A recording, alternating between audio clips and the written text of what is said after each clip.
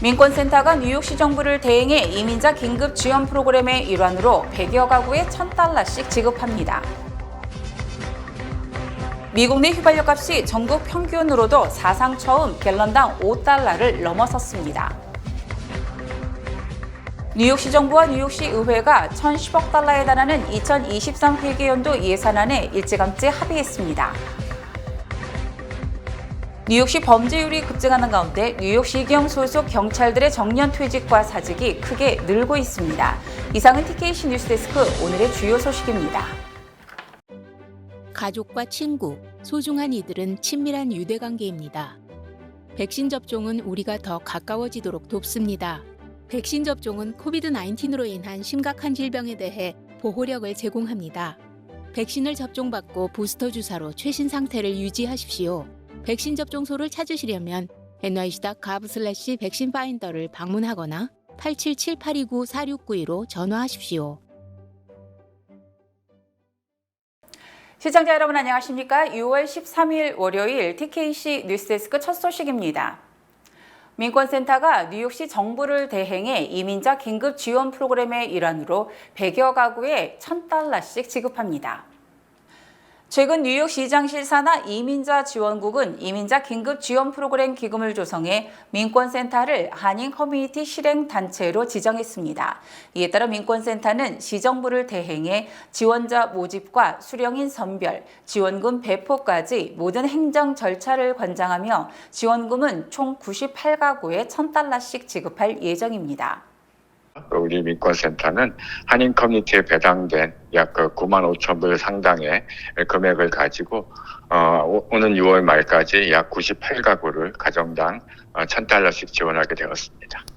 수령인 선정은 시정부의 방침으로 작년에 주정부가 실행한 재외 노동자 지원 프로그램의 신청 자격을 갖추었으나 서류 준비에 어려움이나 기타 문제로 혜택을 받지 못한 노동자가 최우선 순위로 고려됩니다. 또한 이번에 이 프로그램을 실행하면서 시정부에서는 퀸즈, 브루클린 등의 집중 지원 대상 지역을 선정했습니다. 거기에 이제 플러싱이나 와이스톤 같은 지역이 포함되어 있는데요. 그런 지역에도 거주하는 분들이 우선 고려 대상이 되겠습니다. 민권센터는 오늘 17일까지 신청인 접수를 마감하고 이후 전화로 진행하는 개별 설문조사와 선정 심사를 거쳐 6월 말까지 수령인 확정과 지원금 지급을 완료할 예정입니다. 아직은 팬데믹의 여진이 계속 우리 커뮤니티에 영향을 미치고 있기 때문에 앞으로 정부 차원에서 지속적이고 계속 저소득층 가정을 도와줄 수 있는 프로그램을 가동해야 된다고 봅니다. 민권센터는 팬데믹이 본격 확산되던 2020년 3월부터 직접 현금 지원, 긴급 채널 렌트비 프로그램, 확대 실업수당, 재외 노동자 지원 기금 신청 대행 활동 등으로 긴급 대응 스페셜 프로젝트를 가동했고 그동안의 활동 공적을 바탕으로 시정부로부터 한인 커뮤니티 대행 단체로 지정된 것입니다.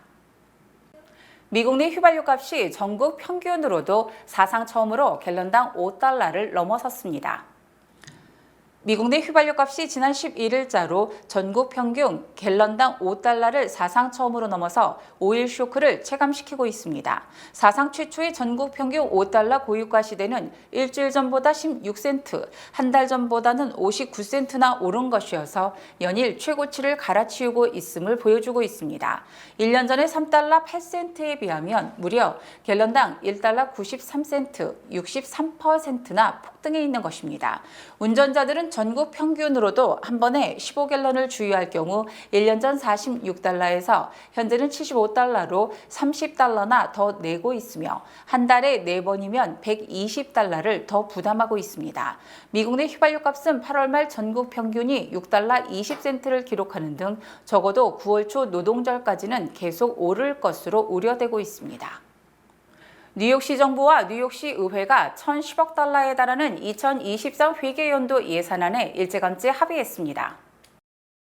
뉴욕시 정부와 뉴욕시 의회는 예산안 처리 마감 시한인 이달 30일을 3주나 남겨둔 지난 10일 1,010억 달러 예산안에 합의했으며 이는 지난해 987억 달러보다 23억 달러 늘어난 것입니다. 새 예산안에 따르면 연소득 50만 달러 이하, 1인당 연소득 25만 달러 이하인 주택 소유주 60만 명을 대상으로 9천만 달러의 재산세를 환급해 줍니다. 또 저소득층을 위한 근로소득세 공제 예산도 2억 5천만 달러로 확대, 80만 가구가 혜택을 보게 됩니다. 뉴욕시경 예산은 55억 달러로 당초 에릭 아담스 뉴욕시장은 2억 달러 증액을 제안했지만 절반 이상 깎여 9천만 달러만 늘어났으며 지하철 등 공공안전 프로그램에 2억 6천만 달러가 배정됐습니다. 반면 뉴욕시 교육국 예산은 310억 달러로 전년 대비 6억 달러 삭감됐습니다.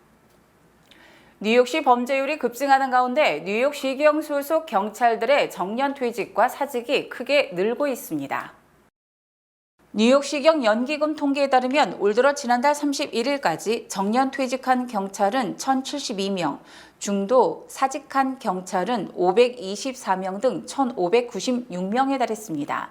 특히 4년 전인 2018년에는 5월까지 정년 퇴직 경찰이 631명, 중도 사직한 경찰 193명 등 824명보다 약 2배 가까이 늘어난 것입니다. 이처럼 퇴직 또는 사직하는 경찰이 늘어난 것은 보석법 개정 이후로 뉴욕시 범죄가 늘어나는 등 경찰의 근무 환경이 점점 더 위험해지고 있기 때문으로 풀이됩니다. 경찰들은 오늘 체포한 범죄 용의자가 내일 아침 풀려나는 상황이라며 경찰이 범죄를 통제하기는 사실상 불가능해졌다고 지적했습니다. 세계적 투자은행의 홍보 책임자가 맨하탄 코리아타운의 한인식당에서 행패를 부리다 전격 해고됐습니다. 크레딧 스위스 홍보 책임자인 로먼 캠벨은 지난 4일 새벽 맨하탄 코리아타운 한인식당 상하이몽에 들어가 화장실을 사용하려다 손님만 이용할 수 있다고 거부하자 이 식당 주인 이모 씨의 핸드폰을 빼앗아 바닥에 던지는 등 행패를 부렸다고 뉴욕포스트가 보도했습니다. 또 캠벨은 행패를 말리는 종업원과 몸싸움을 벌였으며 이 종업원이 바닥에 넘어지면서 의자에 머리를 부딪혀 피를 흘리는 등 부상을 입었습니다.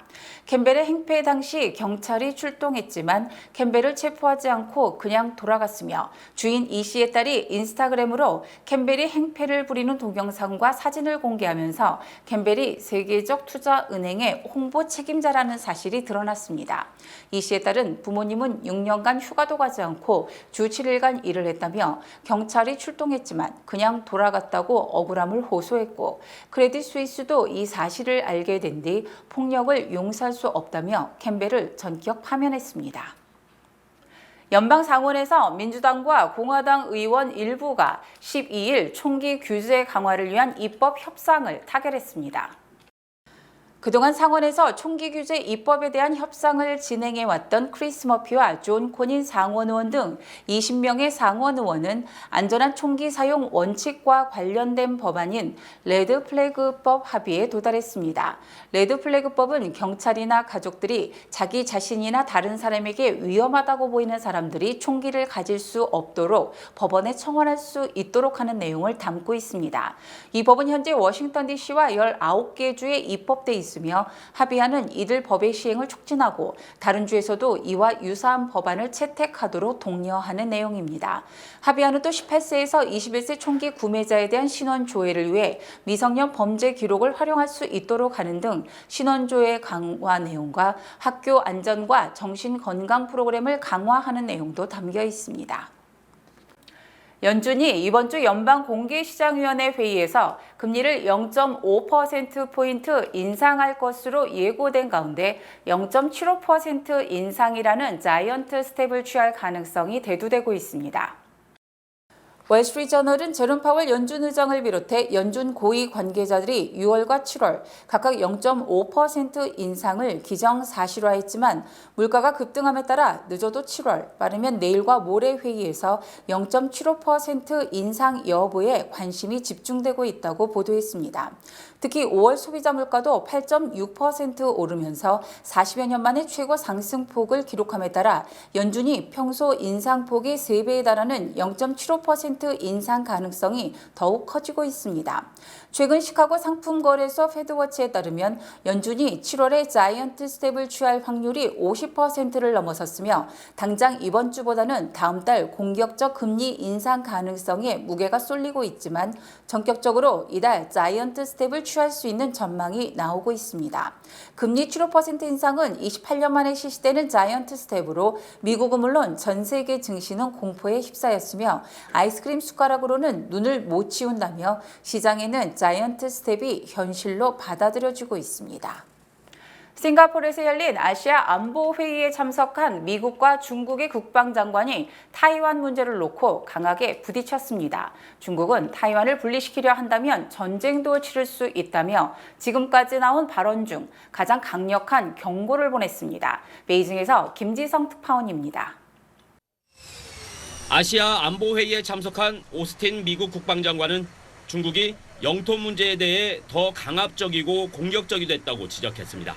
제국주의라는 표현까지 사용하며 중국의 타이완 인근에서의 군사활동, 남중국해 인공섬 건설 등을 싸잡아 비판했습니다. But the PRC's moves threaten to undermine security and stability and prosperity in the Indo-Pacific. 오스틴 장관은 미국의 이른바 하나의 중국 정책에는 변화가 없다면서도 타이완이 방어 능력을 유지할 수 있도록 돕겠다고 밝혔습니다. 앞서 열린 미중 국방장관 회담에서도 두 나라는 충돌했습니다. 바이든 정부 출범 이후 17개월 만에 열린 첫 대면 회담으로 중국은 타이완에 대한 미국의 무기 판매 등을 강도 높게 규탄했습니다.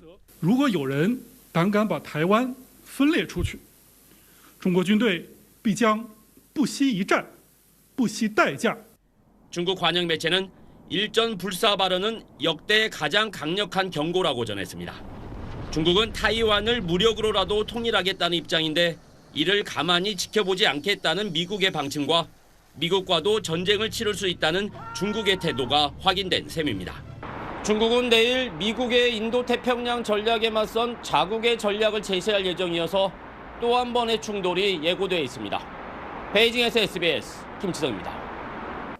북한이 노동당 전원회의에서 강대강 정면 승부를 원칙으로 채택했습니다. 한치도 양보하지 않겠다고도 했습니다. 이른바 냉면 발언으로 잘 알려진 리선권은 통일 전선부장이 됐습니다. 보도에 배준우 기자입니다. 북한이 사흘간의 노동당 전원회의를 마치고 내놓은 대외정책 방향은 짧지만 강렬했습니다. 김정은 총비서는 북한의 안전 환경이 매우 심각하다며 주변 정세가 극단으로 격화할 수 있는 위험성을 갖고 있다고 진단했습니다. 하지만 이런 불리한 정세에도 강대강 정면 승부를 벌이겠다고 선언했습니다. 미당의 강대강 정면 승부의 투쟁 원칙을 재천명하시고 자위권은 국권 수호 문제라며 한치도 양보하지 않겠다고 밝혔습니다. 자위권은 곧 국권 수호 문제이며 우리의 국권을 수호하는 데서는 한치도 양보하지 않을. 또 국방력 강화를 더욱 앞당길 거라고 밝혀 핵과 ICBM 개발의 가속화도 시사했습니다. 당정군 주요 직위에 대한 인사도 단행했습니다. 외무상엔 미국통 최선희 외무성 제1부상이, 대남기구인 당 통일전선부장엔 우리 기업 총수들에게 냉면이 목구멍으로 넘어가느냐는 발언을 했던 리선권이 임명됐습니다. 대남 정책은 김정은의 여동생 김여정이 총괄하는 가운데 강경책이 계속될 걸로 보입니다. 참석자들은 마스크를 끼지 않았는데 통일전선부장에서 물러난 김영철만이 마스크를 끼고 참석해 눈길을 끌었습니다. 통일부는 북한 전원회의에 대해 한반도 평화 위협 행위는 용납할 수 없으며 추가 도발 시 단호히 대응하겠다고 밝혔습니다. SBS 배준우입니다. 이상으로 6월 13일 월요일 TKC 뉴스데스크를 마칩니다. 시청해주신 여러분 고맙습니다.